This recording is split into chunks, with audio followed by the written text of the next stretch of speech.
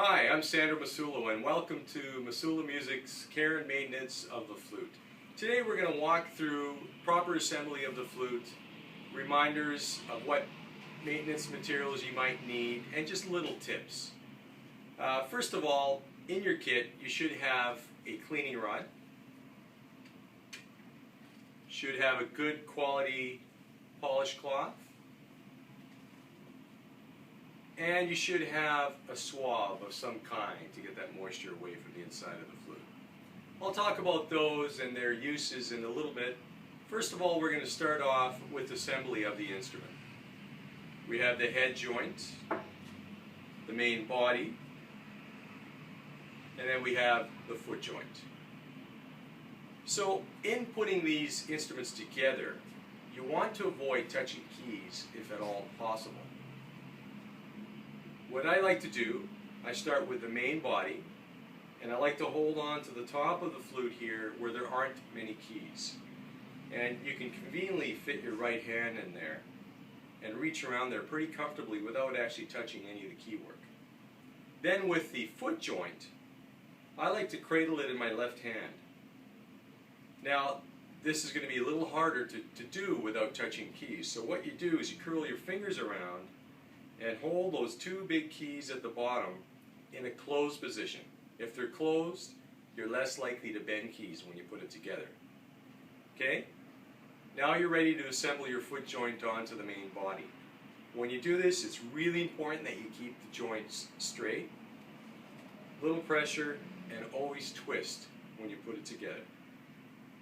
Since we're talking about this, your joints should always be clean and dry. Never use any kind of lube or grease, as this can attract dirt and dust. So getting back to this, we've put the foot joint on, we've twisted it on.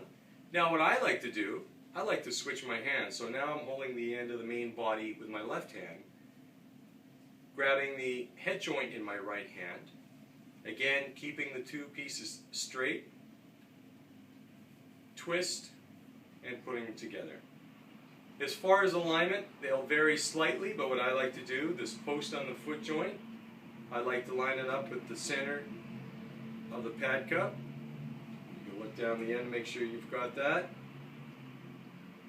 And with the head joint, again, this will vary, but what I like to do is set it up so that the embouchure hole is in line with the keywork, the center of the pad cups. So there you go, your flute is together and you're ready to get your first sounds.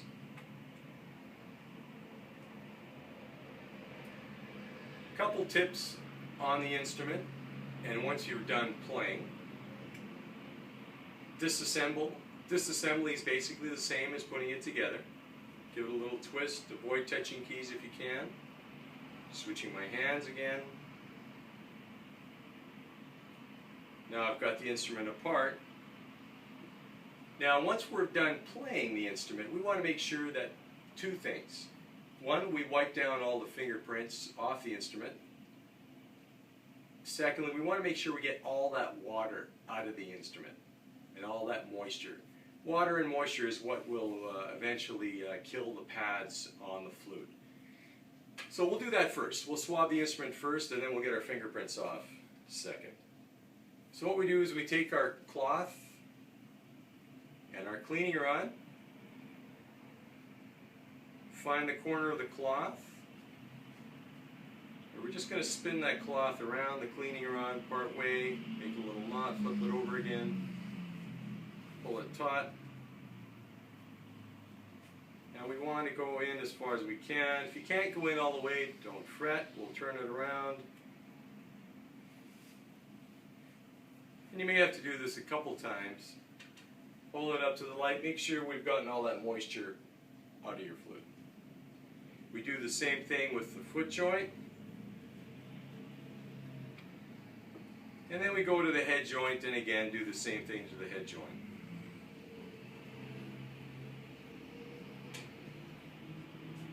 Next, important that we wipe those fingerprints off.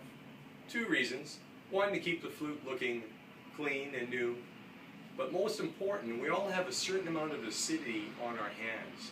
If we don't take those fingerprints off, we risk the chance of damaging the finish, the protective finish on the flute, and in some cases can actually ruin the flute completely. So let's start wiping the head joint and the main body. Now when you're wiping the main body, you have to be careful not to get too close to the keyboard because you don't want to touch the pads.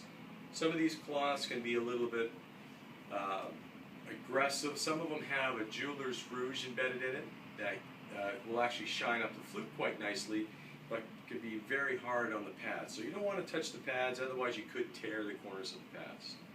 The edges of the pads, I should say.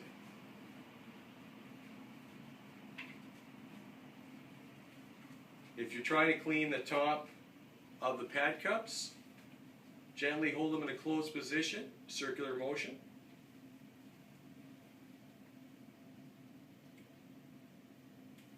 Okay, and once you've got that good and clean, then we do the foot joint as well.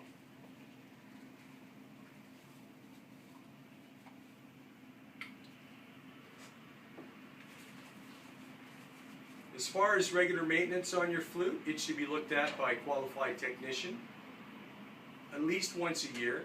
If you're playing more than an hour a day, then you might have to come and visit us twice a year or more. Again, as far as oiling the mechanism, leave that up to a professional musician, professional repair guys. We can take care of that for you. One last thing I would need to talk to you, on the other end of your flute cleaning rod, there's a little line. And that line is an indicator for the position of your head joint cork on your flute. So inside the head joint, there's a little cork. This cork is set to a specific spot that regulates the tuning and affects the tone of the instrument. So to check to make sure that that cork is in the right position, we take the end of the cleaning rod with the line on it, we insert it in the end of the head joint until it comes to rest, and that line should be centered just perfectly in the middle of what we refer to as the embouchure hole. If not, then it needs to be adjusted and you need to go in to see your technician. Having said this, you should never play with the crown on the end of the head joint, as by turning this, it can actually pull on the head joint cork and throw it out of adjustment.